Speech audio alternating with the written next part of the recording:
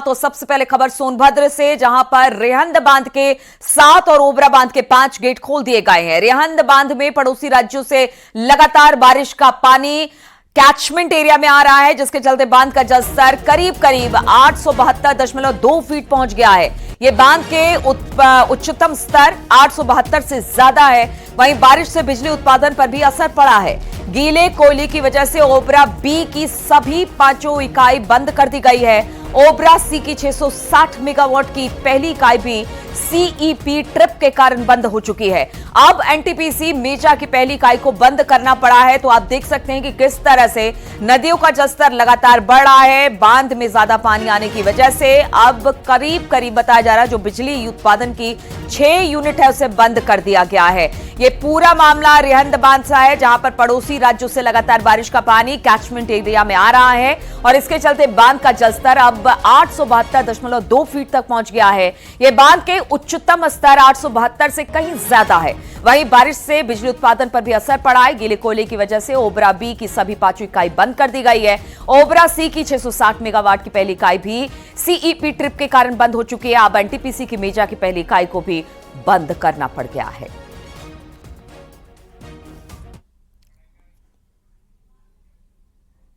और शाहजहांपुर में रामगंगा और बैगुन नदी में बाढ़ का पानी पहुंच गया है। जलालाबाद और कलान इलाके में बाढ़ का पानी तेजी से बढ़ रहा है, जिसके चलते जमीन का तेजी से यहां पर कटान भी देखने को मिल रहा है। नदी के आसपास के अगर इलाकों की बात की जाए तो आधा दर्जन निचले गांव में पानी इस वक्त घुसा हुआ है। सड़कों पर पानी बह रहा है, जिसके चलते गाड़ियों की आवाजाही बंद है। प्रशासन ने नावों का इंतजाम किया है। बाढ़ से घिरे लोगों को सुरक्षित बाहर निकाला जा रहा है। प्रशासन ने बाढ़ चौकियों को अलर्ट कर दिया है। इसके अलावा अगर बात की जाए, राजस्व टीम इस वक्त मौके पर तैनात की गई है। तो तस्वीरें हम आपको दिखा रहे हैं किस तरह से नदियों के बढ़े जलस्तर की वजह से आसपास के इलाकों में काफी ज्यादा दिक्कत आ रही है। मैं देखने के लिए आया था इन गांवों को कि जो गांव पानी से घिर रहे हैं वहां पे किसी भी प्रकार की परेशानी लोगों को न हो, उनको आने जाने के लिए नाव की व्यवस्था हो जाए।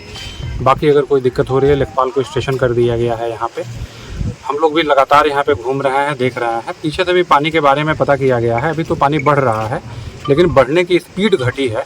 तो उम्मीद है कि ये पानी हो सकता है कि अगले 12 घंटे में स्टेबिलिटी पे आ जाए। अगर स्टेबिलिटी पे आ जाएगा और फिर कम होना शुरू हो जाएगा तो एक अच्छी बात होगी। बाकी हम लोग यहाँ पे लगे हुए हैं, देख रहे हैं चीज़ों। और मिर्जापुर की बात की जाए तो यहां पर बरसात का कहर लगातार जारी है। भारी बारिश के चलते बांध के पानी की वजह से सड़क पर यह बह रही है, जिससे गाड़ियों की आवाजाही पूरी तरह से बाधित है। तेज बहाव ने बांध के पास हलिया और हथेड़ा को जोड़ने के लिए बने पुल से जुड़ने वाली सड़क को बहा लेकर गई है। पुल के दोनों तरफ बने सड़क के बहने के कारण गड्ढे बन गए हैं, जिसकी वजह से आवागमन पूरी तरह से बंद हो चुका है और दर्जनों गांवों का संपर्क इस वक्त टूट गया है।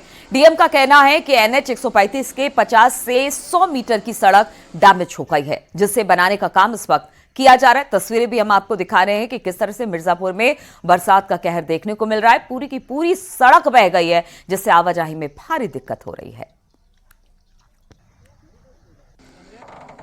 से ज़्यादा पानी रिलीज हुआ और जिसके कारण एनएच 135 की लगभग 50 से 100 मीटर की रोड में जो है डैमेज हुआ है। आज जिलाधिकारी महोदय ने निर्देशित किया है, जिसके क्रम में एनएच पीडब्ल्यूडी की पूरी टीम वहां मौजूद है और यह कार्य अगले एक दिन में इसको रिस्टोर करा दिया जाएगा।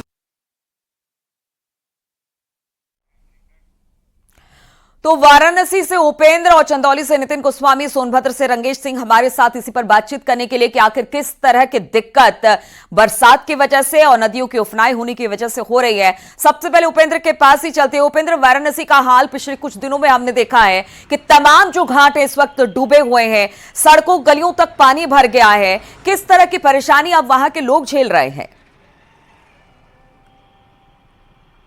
बिल्कुल, देखिए नीलू, मैं तस्वीर आपको दिखा रहा हूं कि गंगा में बाढ़ के कारण घाट और 80 का इलाका और जो उससे सटा हुआ इलाका है वो तो प्रभावित है ही, लेकिन गंगा में बाढ़ के कारण जो उसकी सहायक नदियां हैं जैसे वरना है वो उफान पर है। और आप इस वक्त देखिए वरना का तटवर्ती इलाका मैं आपको दिखा रहा हूं कि जहां पर किस तरीके से जो घर हैं वो पानी के बीच में घिरे हुए हैं, नाव चल रही हैं। ये आप देखिए, ये घर और यहाँ पर जो लोग हैं वो अब कहीं दूसरे छोर की ओर चले गए हैं। हालांकि जिनका 2 मंजिल का 3 मंजिल घर है वो अपने ऊपरी तल पर शरण लिए हुए हैं, लेकिन जैसे कि पिछले 2 दिन पहले जो बारिश हुई थी उसमें उनको छत को भी छोड़ना पड़ा था। लेकिन आज क्योंकि मौसम साफ है और दूसरी राहत की खबर ये है कि दूसरी यहाँ पर जो है अब घटाव की ओर है गंगा, यानी कि जो कल तक ठहरा था गंगा का जलस्तर 43 सेंटीमीटर पर, अब वो घटाव की ओर है। और चूंकि गंगा में पानी फाफामऊ, प्रयागराज, मिर्जापुर की तरफ से आता है और वहां से भी खबरें अब घटाव की आ रही हैं, तो ऐसे में उम्मीद की जा रही है कि अब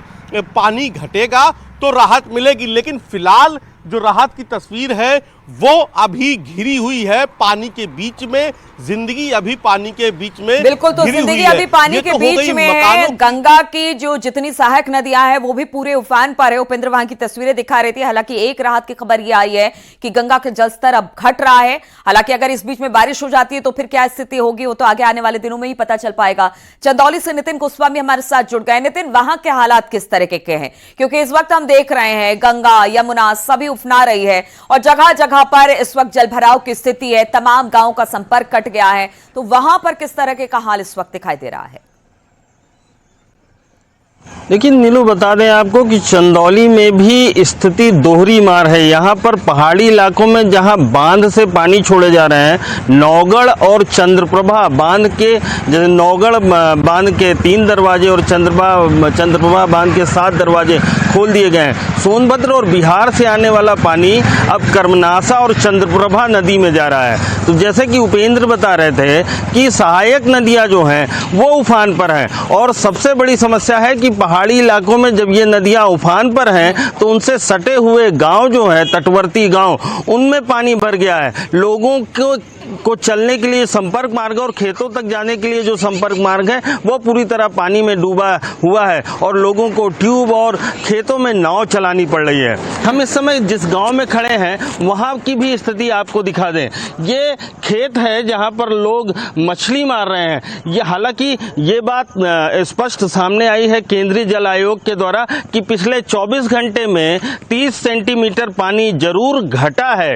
गंगा ठहराव के बाद अब घटने लगी हैं, लेकिन दुश्वारियां वही हैं। और आपको बताएं, जब बाढ़ खत्म होती है और पानी घटता है तो जानवरों और इंसानों के लिए संक्रामक बीमारियां बहुत बड़ी चुनौती होती है। तो जिला प्रशासन हर बार की चुनौती है। बाढ़ से तो परेशान होते हैं, लेकिन जब पानी उतरता है तो उस वक्त संक्रामक बीमारियों की चपेट में भी गांव के गांव आते हैं। सोनभद्र से इस वक्त रंगेश भी हमारे साथ जुड़े हुए हैं।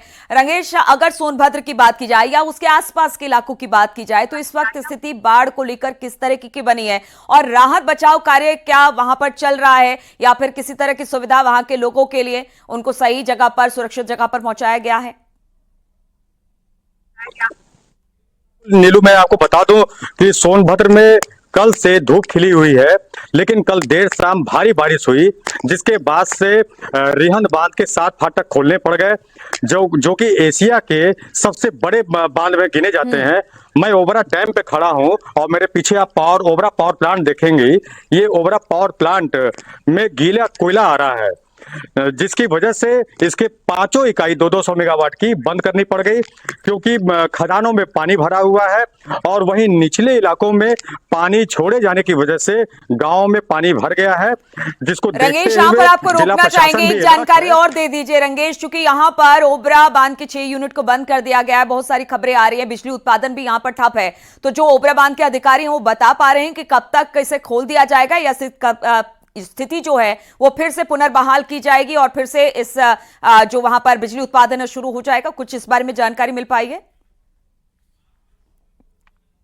नीलू, बता दे कि सबसे बड़ी समस्या बारिश, आकाश से जो पानी गिर रहा है, बादलों से जो पानी गिर रहा है वो सीधे खदानों में जा रहा है और उससे कोयला खदानें एकदम लबालब भरी हुई है।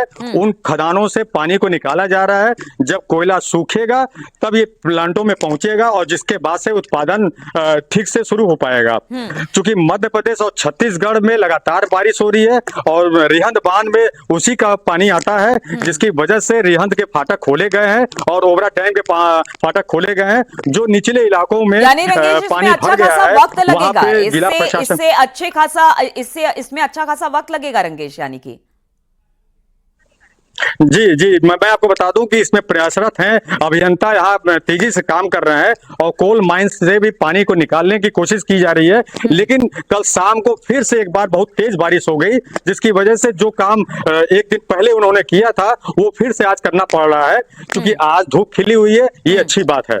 चलिए, अच्छी बात है, बहुत बहुत अच्छी बात है कि वहां पर अभी धूप खिल गई है और कोशिश की जा रही है कि जल्दी जो बिजली सप्लाई वहां पर बाधित, माफ कीजिएगा, बिजली सप्लाई, बिजली का उत्पादन जो वहां पर रुका हुआ है वो फिर से शुरू हो जाए। फर्रुखाबाद से सूर्या वाजपेयी भी हमारे साथ है। सूर्या, जरा वहां की भी स्थिति बताइए कि किस तरह से बाढ़ को लेकर वहां पर स्थिति बनी हुई है।